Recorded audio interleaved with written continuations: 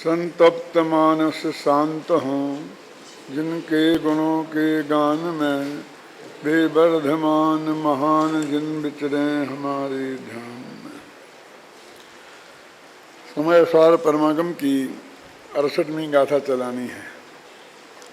65, 66 और 67वीं गाथा में उन्होंने जीवस्थान जीव नहीं है ऐसा कहा था और जीवस्थान के भेद गिना दिए थे जिन्हें अपन जीव समास कहते हैं। और इस 68वीं गाथा में गुणस्थान जीव नहीं है ये बता रहे हैं। जीवस्थान का अर्थ अमृत चंद्राचार्य ने वर्णादि लिया और गुणस्थान का अर्थ उन्होंने रागादि लिया। इस तरह वर्णादि और रागादि कहकर जो वो 29 प्रकार के भाव हैं वो जीव नहीं हैं, इस तरह से उपसंहार में उन्होंने कह दिया। अभी 68वीं गाथा अपन पढ़ते हैं कि जिसमें रागादि जीव नहीं है, क्योंकि इसमें लिखा तो ये है गाथा में कि गुणस्थान जीव नहीं है, लेकिन उत्थानिका में लिखा है कि इससे यह नक्की हुआ कि रागादिक भाव जीव नहीं है। देखा ना, उनने उत्थानिका में लिख दिया कि इससे ये नक्की हुआ कि रागादिक भाव जीव नहीं है। इसके क्यों लिखा और गुणस्थान उनने क्यों लिखा, इसकी चर्चा अपन ने कल की थी। वो गुणस्थान अंत दीपक है और राग आदि दीपक है।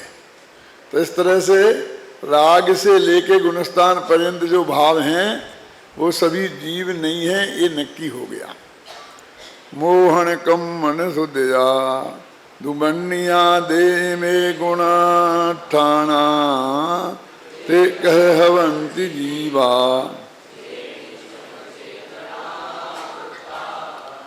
तो मोह कर्म के उदय से होने वाले जो गुणस्थान हैं वे नित्य ही अचेतन हैं, ऐसा जिनेन्द्र देव ने कहा है।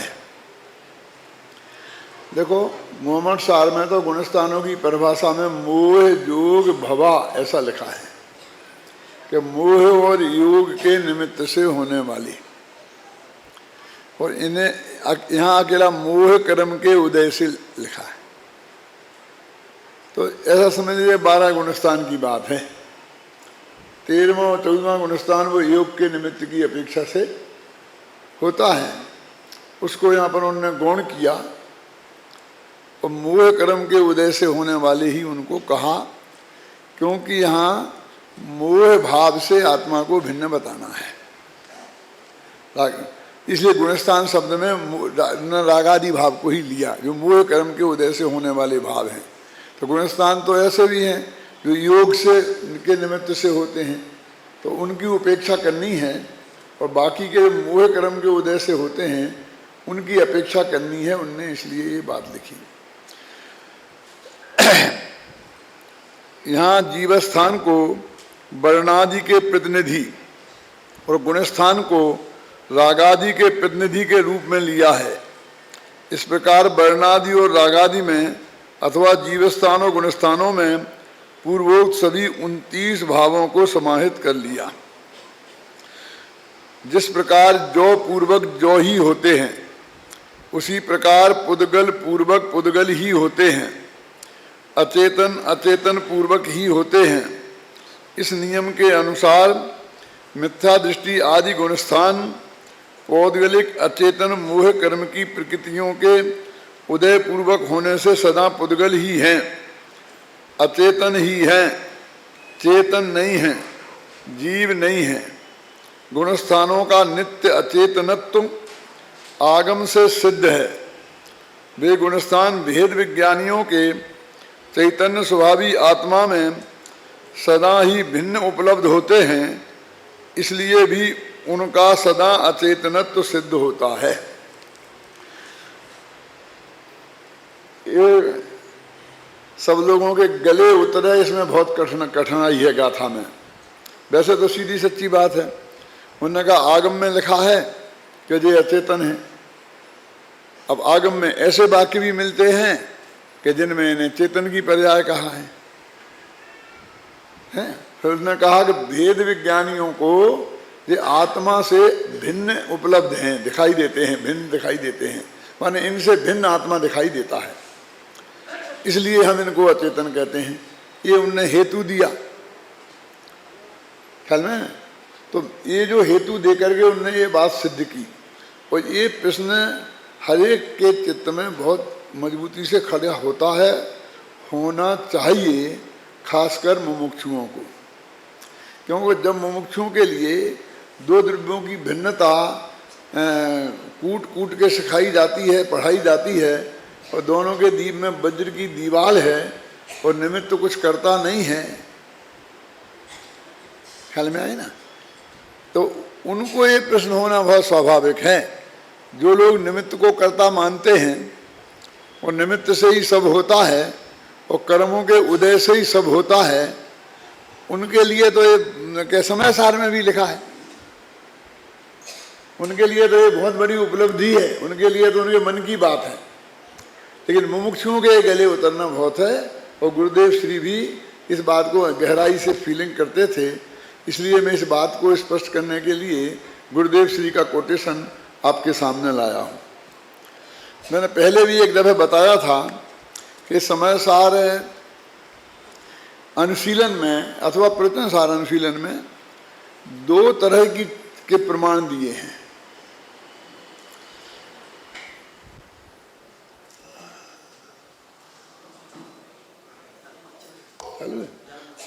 दो तरह के प्रमाण दिए हैं।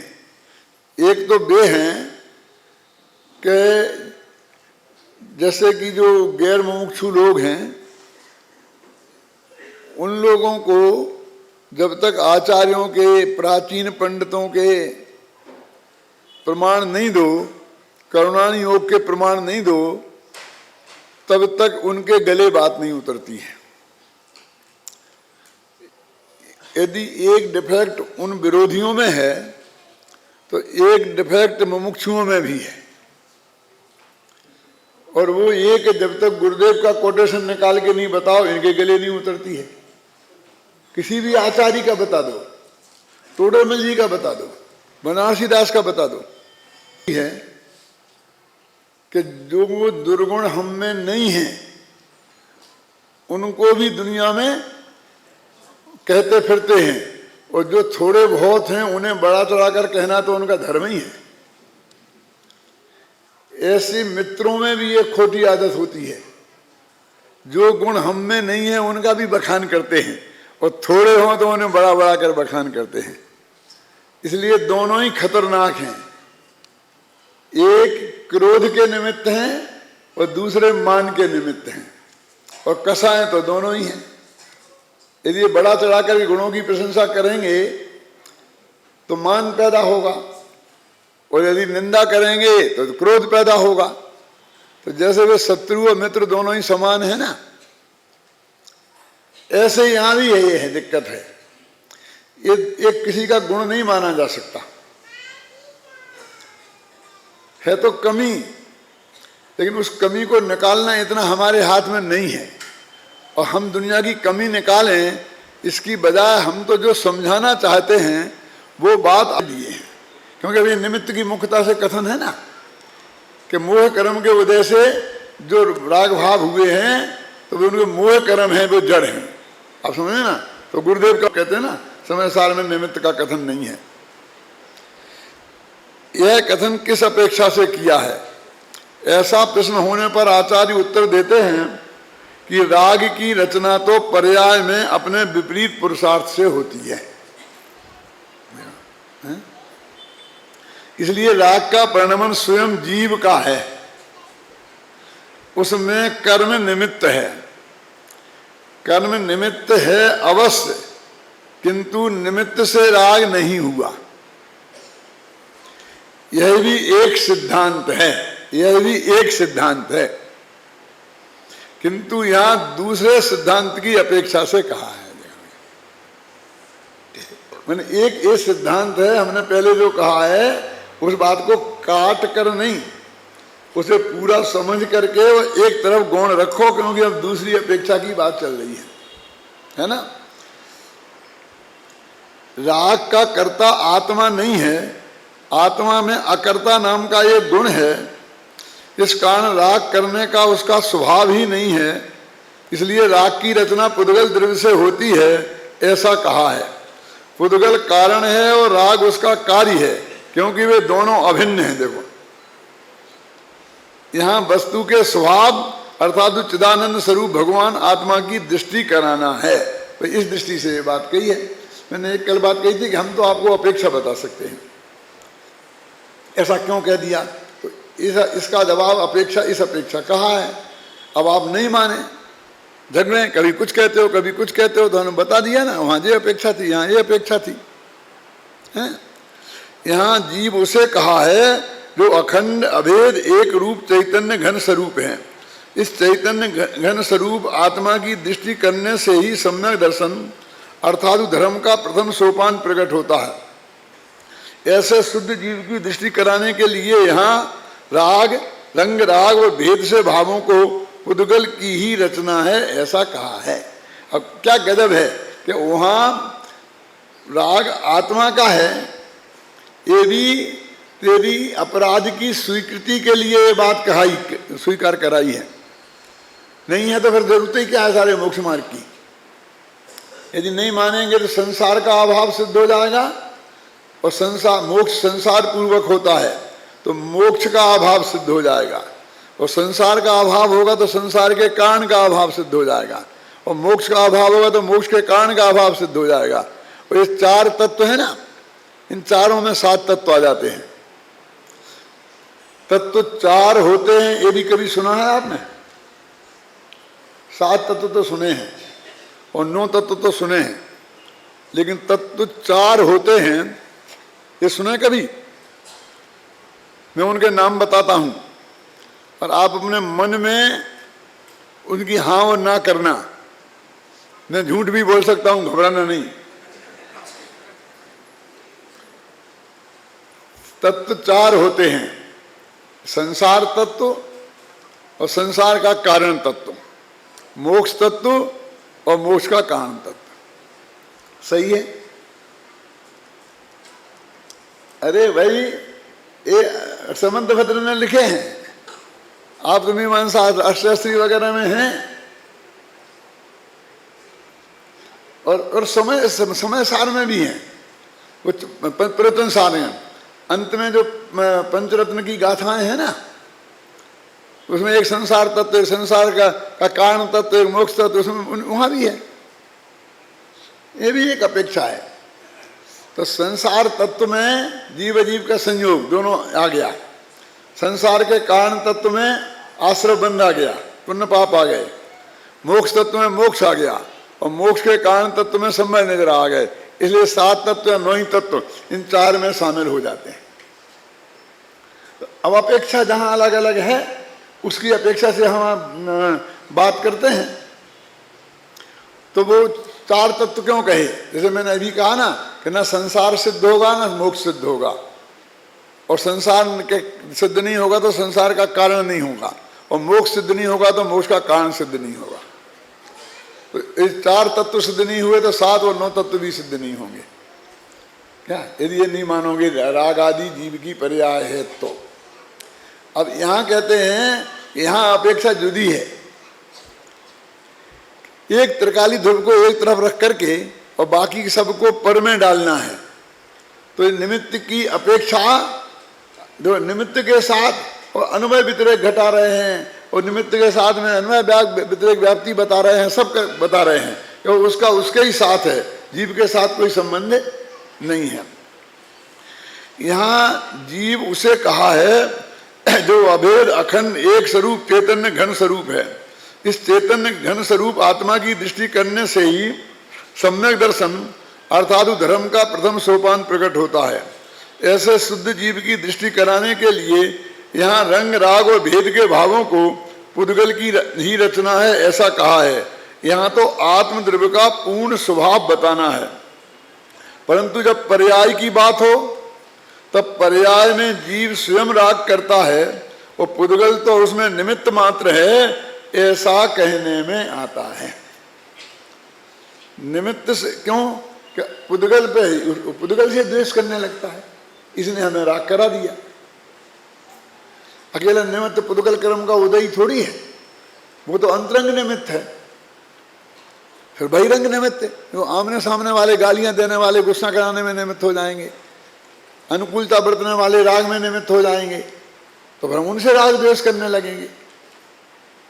वो समस्या खड़ी होती है तो कहते भैया ये तेरा भला बुरा तेरे कारण हुआ है, निमित्त ने कुछ नहीं किया है। वहां ये बात बताएंगे। और तो इसमें सत्य नहीं है और आत्मा राग की पर्याय नहीं है, क्या ये सत्य है? आत्मा राग की पर्याय, राग आत्मा की पर्याय है ना, आत्मा में पैदा हुआ है क्या नहीं? तो ये दोनों परम सत्य हैं और दोनों परम सत्यों का सही जगह उपयोग आप करोगे तो उसका लाभ आप उठा सकोगे। जैसे मैंने कल या परसों कहा था ना कि हम एक को सत्य कहते तो दूसरे को झूठ कहने की परंपरा भी है, लेकिन मैंने कहा था एक त्रैकालिक सत्य है और एक तात्कालिक सत्य है। बोलते कि नहीं बोलते? तो किसी ने किसी के लड़के को गोद लिया, अब जिस माँ बाप ने वो गोद लिया वे उसके माँ बाप हैं कि नहीं है? बताओ, बोलो क्या करें, बताओ। यदि वे उसके माँ बाप हैं तो ये असली खड़े हैं, ये क्यों नहीं? और दो माँ बाप एक हो सकते हैं किसी के? दो माँ कदाचित आप मान भी लो, एक असली एक सौतेली, दो बाप तो कोई नहीं मान सकता। किसी से दो बाप की कहो तो गाली समझी जाती है, क्यों?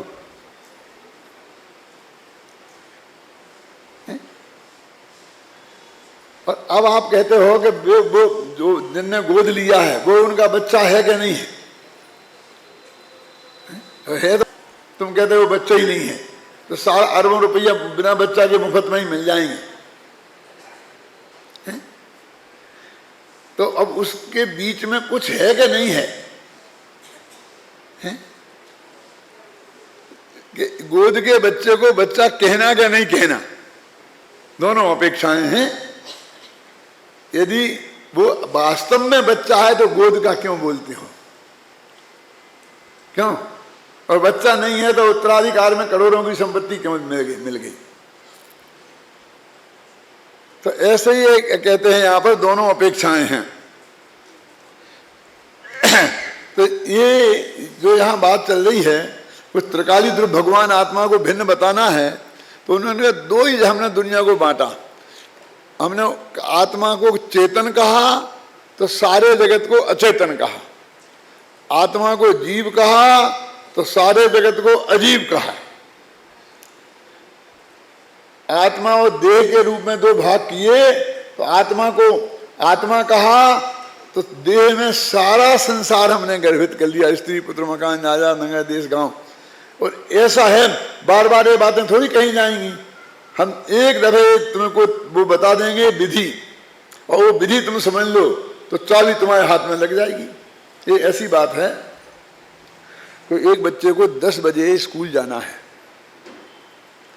अब 7 बजे से बेचारे को चिंता हो रही कि 10 ना बज गए, 10 तो नहीं बज गए, 10 तो नहीं बज गए, नहीं तो मास्टर जी बहुत नाराज होंगे। क्यों? तो 7 बजे पापा के पास, पापा अभी कितने बजे हैं? कि बेटा अभी तो 7 बजे हैं। कि स्कूल जाना है कितने बजे? 10 बजे। फिर आधे घंटे बाद आया, पापा 10 बज गए? नहीं अभी तो 7:30 बजे हैं। फिर आधे घंटे बाद आया, बार बार आकर पूछता, तो बाप भी परेशान होता है, काम में डिस्टर्ब होता है ना, और बेटा तो परेशान हो ही रहा है। तो बाप उसे बतावे कि अभी कितने बजे हैं, बेटा तो यही पूछता है ना। इससे बढ़िया ये है ना कि बाप कहे कि बेटा 2 मिनट ही खड़ा रहे, अब मैं तेरे को घड़ी देखना सिखा देता हूं। ये छोटी सुई है ना 1 घंटों की है, ये बड़ी सुई है ना ये मिनटों की है। इससे तू निर्णय कर लेना, तेरा झंझट भी खत्म हो, मेरा भी। तेरा क्यों कि 7 बजे से ही तेरे को आकुलता हो रही है, यदि तू घड़ी देखना जानता होगा तो वो आकुलता तेरी खत्म हो जाएगी, कम तो हो ही जाएगी। जब भी तेरे को विकल्प आएगा ऐसा देख लेगा और मेरी भी खत्म हो जाएगी। तो ऐसे ही जिनवाणी का अर्थ कैसे करना वो विधि आप सीख लो तो तुम्हारी झंझट भी खत्म और हमारी झंझट भी खत्म। नहीं तो तुम्हारे पास कदम कदम पर प्रश्न खड़े होंगे, वहां तो ऐसा लिखा है, यहाँ तो ऐसा लिखा है, यहाँ तो ऐसा कह रहे थे, एक पंडित जी तो ऐसा कह रहे थे, दूसरे पंडित जी तो ऐसा कह रहे थे, समय सार में तो ऐसा लिखा है, प्रवचन सार में तो ऐसा लिखा है। पंडित टोडरमल जी का जो श्रोता है उसमें तो एक ही बस कमी है, वो यही बताता है कि यहाँ ऐसा लिखा, वहाँ ऐसा लिखा, और वो बेचारे अपेक्षा बता बता कर के काम चलाते हैं। इसलिए कहते हैं एक दफे की झंझट निपटाओ ना कि सब उस शास्त्र करने के अर्थ करने की पद्धति समझ लो। तो सोनगढ़ से एक किताब छपी थी, आपने नवी चंदी पाटनी ने लिखी थी ना, शास्त्रों के अर्थ करने की पद्धति। वो मोक्षमार्ग प्रकाशक के ये 7वें अध्याय और 8वें अध्याय के आधार पर ही थी। टोडरमल जी ने 2 अध्याय उसी के लिए लिख दिए कि पहले तुम अच्छी तरह से, मुझसे कोई पूछता कि मैं सबसे पहले क्या स्वाध्याय करूं, तो कहते हैं मोक्षमार्ग प्रकाशक का 7वां 8वां अध्याय। मोक्षमार्ग प्रकाशक भी नहीं कहता मैं, 7वां 8वां अध्याय बोलता। क्यों? कि उन्होंने पहले ही उठा करके और 5वां अध्याय उठा लिया है? और भाग्य से वो अजय नहीं हुआ तो फिर दोबारा छुएगा नहीं। 6वां अध्याय उठा लिया और 20 पंक्ति हुआ तो फिर कभी छुएगा ही नहीं। क्या?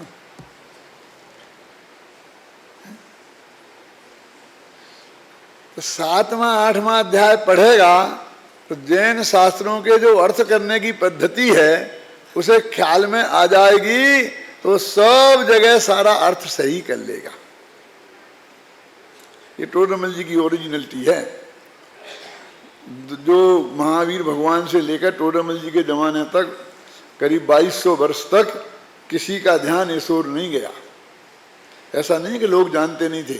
आचार्य टोडरमल जी ने भी तो शास्त्रों में से, आचार्य के शास्त्रों में से ही निकाली है, लेकिन उनका ये ध्यान गया कि सारे लोगों में इस तरह की का विकल्प है और उसे हमको गहराई से ये लोगों के सामने रखना चाहिए, तो ये बातें उसकी समझ में आएंगी, अन्यथा उसकी समझ में नहीं आएंगी। देखो तो इन्होंने लिखा ना, गुणस्थान नित्य अचेतन है। क्यों? कि ये पुद्गल कर्म के उदय से पैदा हुए हैं। अब वो कहते हैं कि कहाँ लिखा है? कि आगम में लिखा है। और वेद विज्ञानियों को अंदर में उनसे भिन्न भगवान आत्मा अनुभव में आता है, ये उन्होंने ये अनुमान बताया है। और ये प्रत्यक्ष भी समझ लो, 3 ही प्रमाण माने जाते हैं मुख्य रूप से, प्रत्यक्ष, अनुमान और आगम, तीनों उनने पेश किए। अब वो कहते हैं कि जैसे हमने गुणस्थान पर अथवा राग पर अथवा वर्ण पर घटित किया, आप ऐसी 29 गाथाएं बनाओ अथवा 29 बोल बनाओ। क्या? कि ये गुणस्थानों का नित्य चेतन तो आगम से सिद्ध है, लिखा ना। तो इसमें लिखो राग का नित्य चेतन तो आगम से सिद्ध है, क्योंकि वे राग आदि भेद विज्ञानियों के चेतन स्वभावी आत्मा से सदैव भिन्न उपलब्ध होते हैं। बना सकते हो? एक वाक्य से बदल के 29 भाव बनाओ। आचार्यों ने कई जगह बना बना करके बताए हैं और गुरुदेव ने तो बना बना के घटित करके बताए हैं।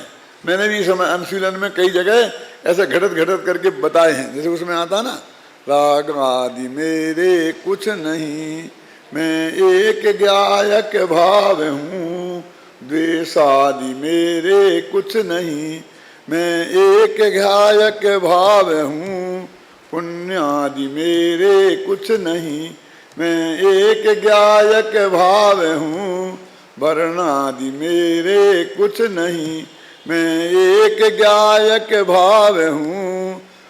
ऐसे अपन लगाओ, बना सकते हैं। जरा थोड़ा विवेक लगाएं कि आचार्यों ने क्यों नहीं बना के बता दिया कि थोड़ा तो काम तुम पे भी छोड़ा। उनके पास इतना समय कहाँ था?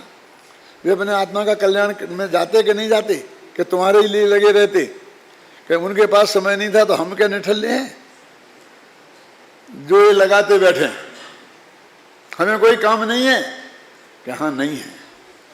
उन्हें जो काम था उसे छोड़कर वे इसमें नहीं लग सकते थे। और तुम जिस काम में उलझे हो उसे छोड़कर इसमें लगना, उसे छोड़ने के लिए इसमें लगना बहुत जरूरी है। करना क्या है? तुम्हारे पास काय के लिए समय नहीं है?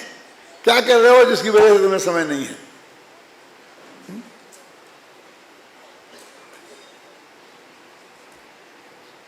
यह एक सही घटना है, अपने विद्यालय की है। विद्यार्थियों को, पुराने विद्यार्थियों को मालूम होगी। एक आदमी विद्यार्थी अपने यहाँ भर्ती यहाँ आया था पढ़ने के लिए, और जब वो न्याय व्याकरण पढ़ाई की बात आई ना, बोले हम इसके लिए आए हैं यहाँ, हमें नहीं पढ़ना, हम तो आत्मा समझने आए थे, आत्मा के लिए पढ़ने आए थे। चला गया। वहां जाकर के फिर गुड़ की दुकान पे बैठ गया, वो गुड़ बेचने लग गया। तुमने क्या छोड़ के और क्या किया ये बताओ। वहां तो एक साल न्याय व्याकरण थोड़ा पढ़ते और बाद में प्योर अध्यात्म पढ़ने के लिए ही तुम्हारा जीवन लगने वाला था। और जैसे जैसे विद्वान तैयार हुए हैं वैसे ही तुम भी तैयार होने वाले थे। तो यहाँ 4 दिन में ही एकदम उसे हे दिखने लगते हैं वो, जिनके लिए टोडरमल जी जैसे महापंडित ने कहा कि थोड़ा बहुत न्याय व्याकरण का ज्ञान अवश्य चाहिए। कहा कि नहीं कहा?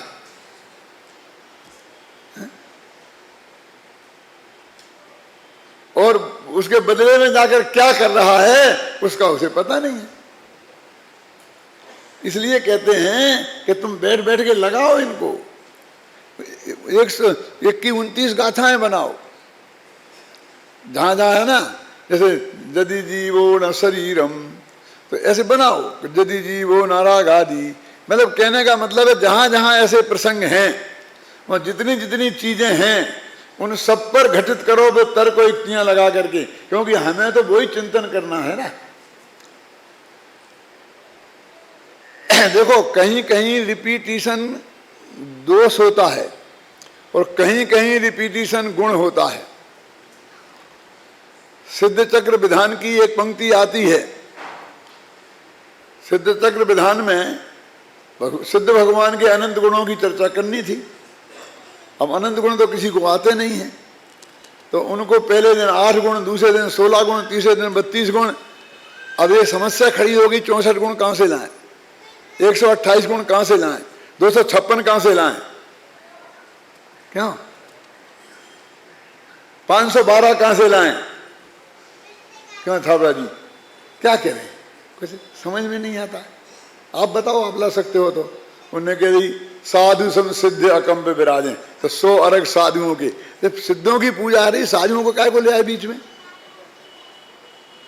100 अर्घ उपाध्यायों के, 100 आचार्यों के, क्योंकि सिद्धों के 500 हमारी बस की नहीं है। तो हमने पंच परवेष्टियों में कुछ सिद्ध बनने वालों को लगा करके ठोक दिए। क्यों? अब वही 8 जयमाला लिखनी थी, अब उसमें वही बातें बार बार आवे। तो उन्होंने कहा अनंत गुण है तो रिपीटिशन क्यों करते हो? क्यों हमें नहीं आते तो फिर करते ही क्यों हो? मत करो। तो उन्होंने कहा बार बार थुति करन में नहीं पुनरुक्ति भणंत। बार बार स्तुति करने में पुनरुक्ति नाम का दोष नहीं होता। ऐसे ही अध्यात्म में पुनरुक्ति नाम का दोष नहीं होता है। ऐसे ही नमोकार मंत्र के जाप में पुनरुक्ति नाम का दोष नहीं होता।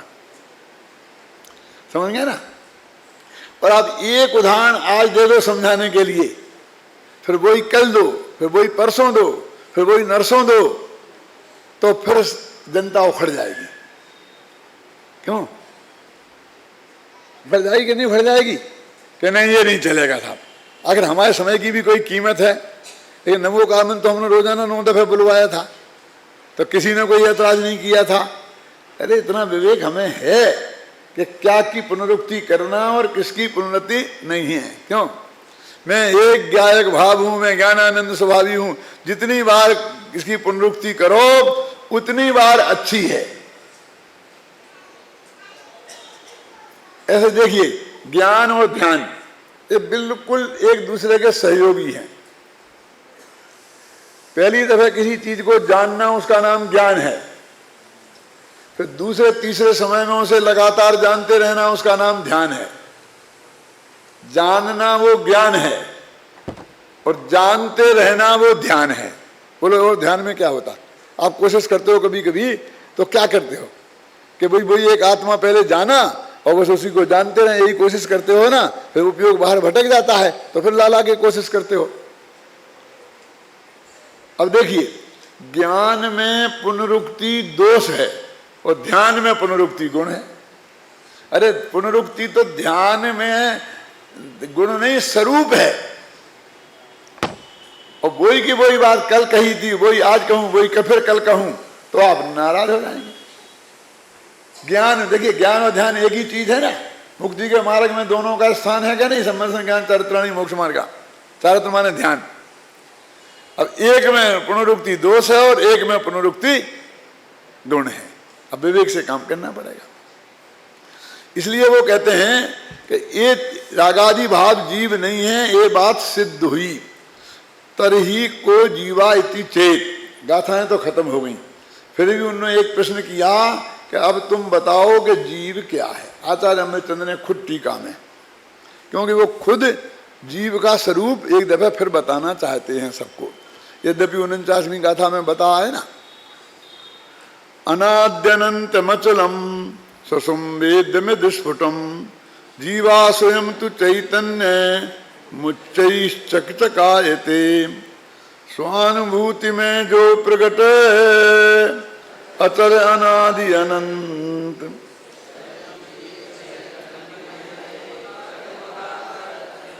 स्वयं जीव चैतन्य जगमगात अत्यंत।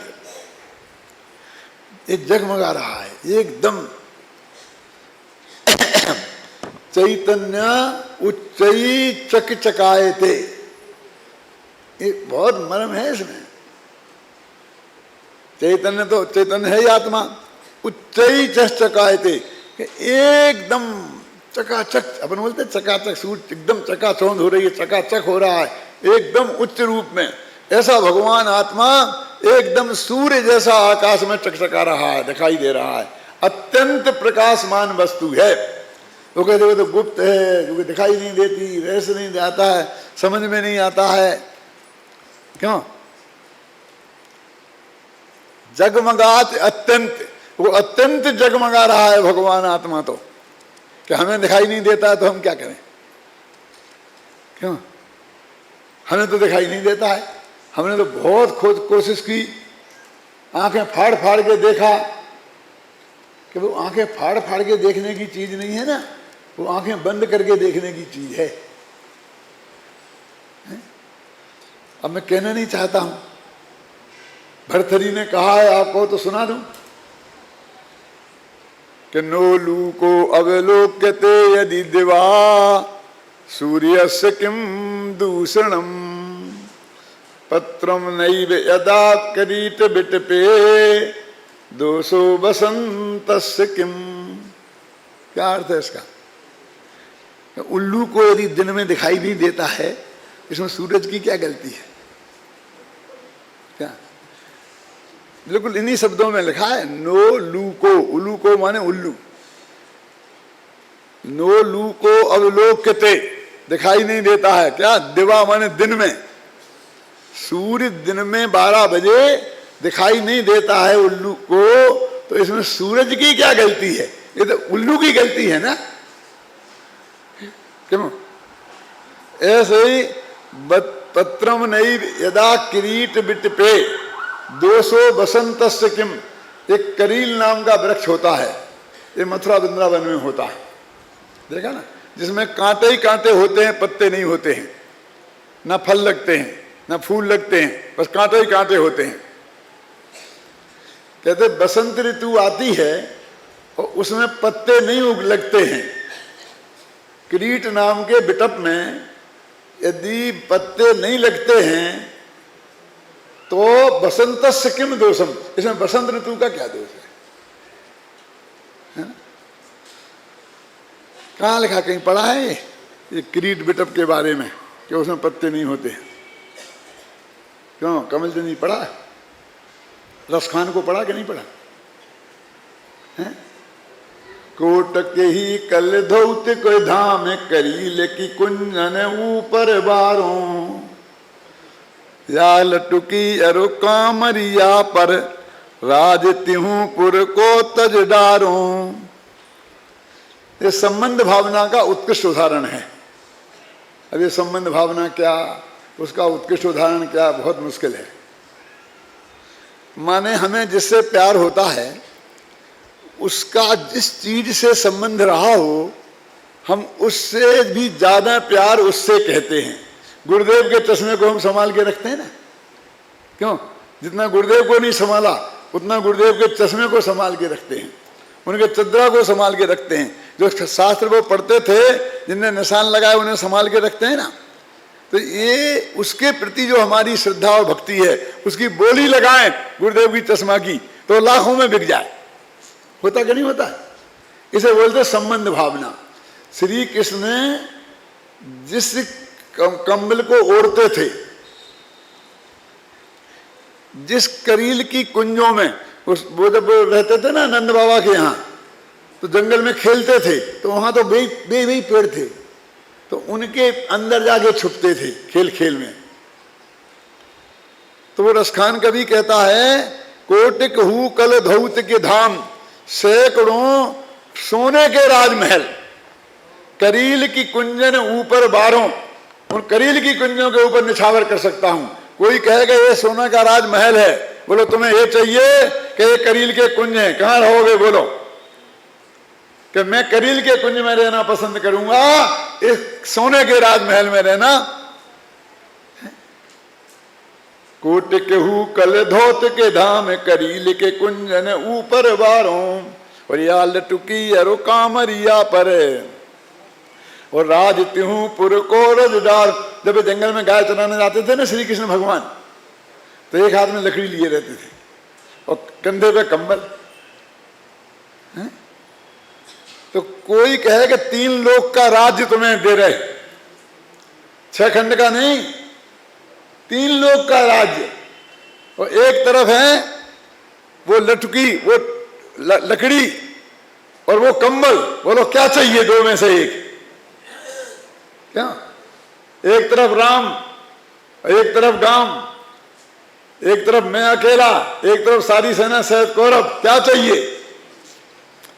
तो वो कहता है कभी क्या, तो इस लकड़ी और कंबल पर मैं 3 लोक के राज्य को ठुकरा सकता हूं। 3 लोक का राजा मुझे नहीं बनना है, बस ये लकड़ी दे दो, ये कंबल दे दो, और कुंज की करील के कुंजों में जाके रहूंगा, बस ये लकड़ी के साथ में और कंबल, और वहां रहूंगा, और मुझे सोने के राजमहल नहीं चाहिए। क्यों? कि ये श्री कृष्ण के समागम का लाभ इन्हें मिला था। इसे बोलते संबंध भावना। क्या? इसलिए कहते हैं कि भाई ये आत्मा, भगवान आत्मा तो ऐसा चकचकायमान है, सारे ज्ञानियों को दिखाई देता है।